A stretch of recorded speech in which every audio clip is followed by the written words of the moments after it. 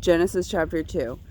When I read it this morning, there was something I had never noticed before, and this was it.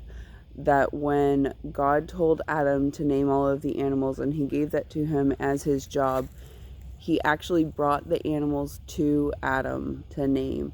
Adam didn't have to go walk around the garden and hunt them down and climb to the tops of trees and dig underneath the dirt to find all the worms and all the birds and all the things.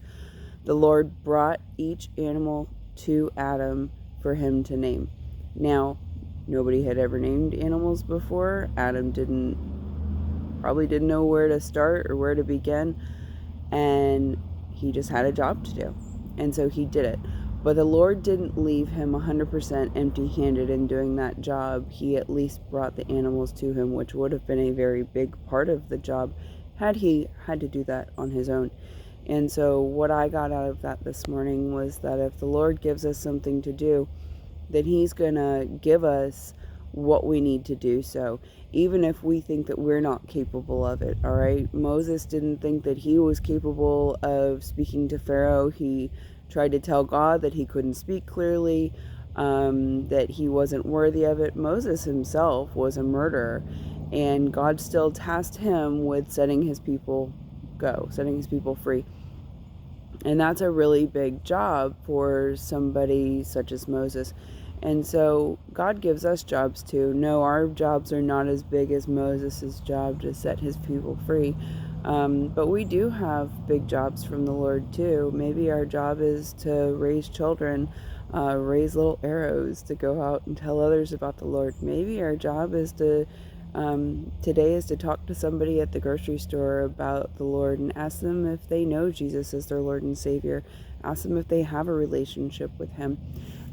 We may feel like, who am I to talk to somebody about Christ? Like, I'm a terrible sinner. Well, guess what? Moses was a murderer, and he still went out and did great things for the Lord.